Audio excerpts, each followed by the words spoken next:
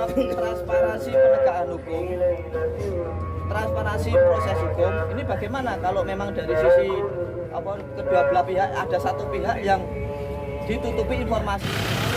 Oke, mobil Mas Teguh sama Mas Teguh ya, tiba-tiba masuk di pengadilan negeri Pati saat ada sidang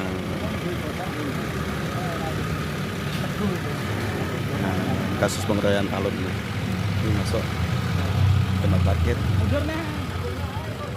karena dipanggil jadi Pak Cakra. Suarane kasare ngono. Ora tau dengar. Ora tau dengar. Ayo. Anjen diesel biyen. Tahun piro? Balas.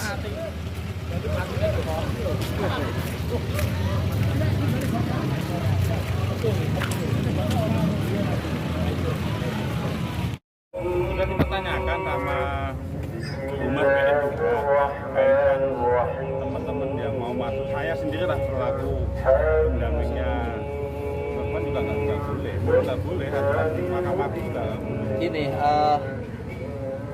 terus untuk pertanggungjawaban transparansi penegakan hukum, transparansi proses hukum ini bagaimana kalau memang dari sisi kedua belah pihak ada satu pihak yang ditutupi informasinya tersebut.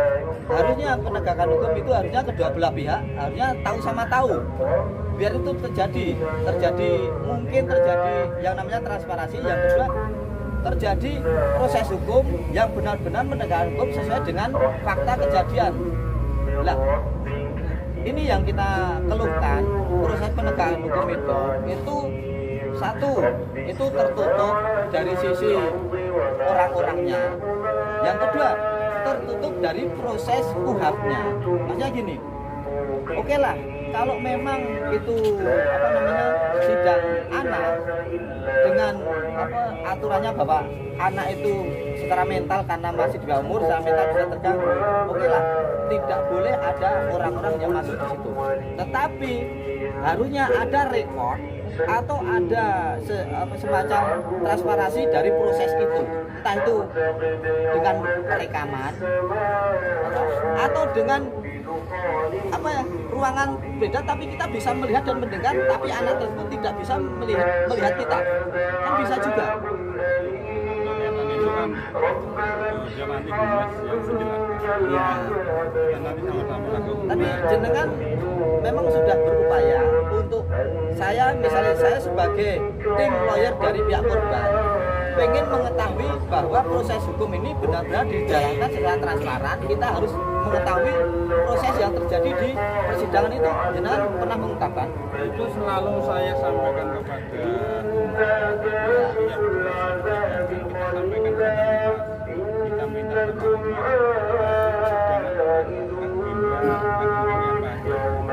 sampaikan juga bahwasanya kemudian tadi yang tadi APJD ini mungkin kaitan dengan materi kita tidak bisa. Nah itu tadi, materi persidangan itu kalau sudah ditutup persidangan itu kejadian yang di dalam itu sudah tidak bisa dianulir lagi. Ya. Kalau dirasa di persidangan itu ada sesuatu yang keliru atau yang salah, setelah hakim mengetuk bahwa sidang hari ini selesai, itu tidak bisa menganulir atau kita mengevaluasi hasil persidangan, tidak boleh itu. Apapun, misalnya sidang kesaksian, saksi palsu pun waktu di persidangan itu memang dinilai bahwa itu kesaksian. Mau palsu atau tidak itu nggak peduli, yang penting itu fakta di persidangan, bukan fakta kejadian tapi fakta di persidangan. Maka dari itu yang kami monitor ini adalah proses penegakan hukum yang memang benar-benar transparan. Penegakan hukum itu memang dilakukan untuk benar-benar menegakkan hukum sesuai dengan fakta kejadian. Kalau proses seperti ini, aku nggak memihak pada satu pihak ya, tetapi harus kedua belah pihak ini harus tahu apa yang terjadi di persidangan. Jangan sampai cuma satu pihak saja yang ada di persidangan, pihak lain tidak boleh masuk di persidangan. Nanti itu pasti ada ketidakadilan. Pasti, tak yakinan pasti, karena kedua belah pihak tidak ikut sebagai saksi di persidangan. Maksudnya saksi bukan saksi apa kejadian ya, sebagai saksi jalannya persidangan. Jadi kalau ada sesuatu yang dirasa itu satu diskriminatif, yang kedua berat sebelah, yang ketiga rekayasa kejadian, yang keempat rekayasa saksi. Rekayasa saksi adalah orang yang tidak melihat tapi dia direkayasa seolah-olah dia melihat, itu rekayasa saksi. Ada yang keenam adalah rekayasa kesaksian. Rekayasa kesaksian itu bisa saksi ada di situ, bisa saksi tidak ada di situ. Pada intinya rekayasa kesaksian adalah kesaksian yang direkayasa tidak sesuai fakta kejadian, seperti yang terjadi pada kasus saya.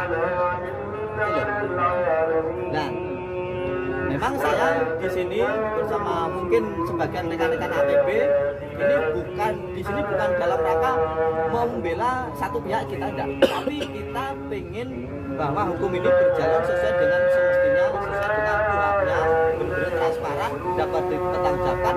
Pada akhirnya nanti vonis tersebut sesuai dengan perbuatannya. Kalau salah memang harus divonis bersalah, kalau tidak bersalah jangan dikorbankan, gitu loh, sebagai orang yang bersalah. Maksud kami seperti itu. Jadi saya melihat kasus ini menimbulkan suasana tidak kondusif, suasana konflik. Saya yakin ini dimulai dari proses penyelidikan yang tidak transparan. Kalau penyelidikan transparan, hasil penyelidikan pasti juga dapat dipertanggungjawabkan. Tetapi ada proses hukum yang salah satu pihak itu menyatakan kecewa, menyatakan protes, menyatakan ini tidak benar, berarti ada sesuatu yang salah di awal.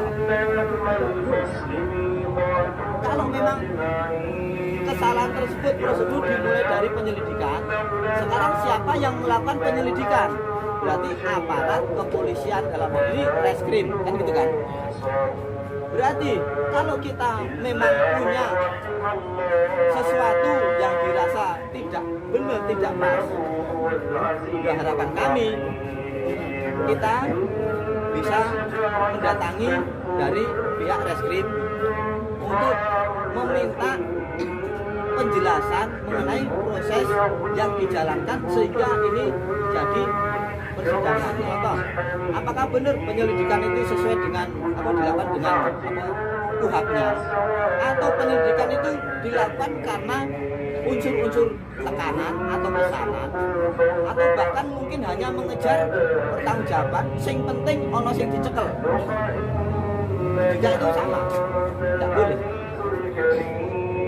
Nah, kemarin memang kita ada diskusi di APB, kalau memang yang membuat suasana persidangan ini dirasa janggal, tetapi sumbernya itu dari proses penyelidikan, berarti persidangan ini mungkin nanti apapun putusannya pasti tidak ada kepuasan di kedua belah pihak, dan itu menjadi aib penegakan hukum. Nah, oleh karena itu kami dari APB ikut mengawal, bukan untuk membela pihak, tetapi mengawal proses penegakan hukum dilakukan memang harus sesuai dengan fakta-fakta yang terjadi, bukan atas dasar manipulasi, rekayasa. Dan mungkin ya kami belum jelas ini ada informasi bahwa yang di sidang ini sebenarnya memang bukan pelaku utama, atau ini dalam tanda kutip, tentu kita harus menelisik apakah ini orang yang dikorbankan sementara ada orang yang diselamatkan. Itu yang menjadi konsen, harusnya tidak boleh seperti itu. Ya, intinya kami sampai saat ini saya masih jadi kuasa hukumnya perempuan. Kita sepakat dengan tim APB untuk kaitan mengawal kasus ini, yang salah disalahkan, yang benar tidak boleh disalahkan. Tidak boleh disalahkan. Kita tetap komitmen untuk mengawal kasus ini, ditegakkan dengan seadil-adilnya sesuai dengan peraturan perundang-undangan. Iya, Kan gitu dong. iya betul. Jadi nanti teman-teman media setelah nanti sidang nanti bisa dibantu saya untuk ditanyakan kepada Humas BN Siap. terkait dengan proses persidangannya seperti apa dan apakah mungkin nanti akan ada tersangka tambahan atau tidak. Nah di hasil persidangan nanti kan juga muncul hasil persidangan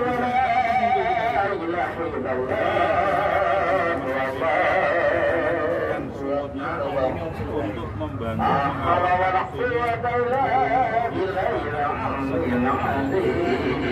Siap.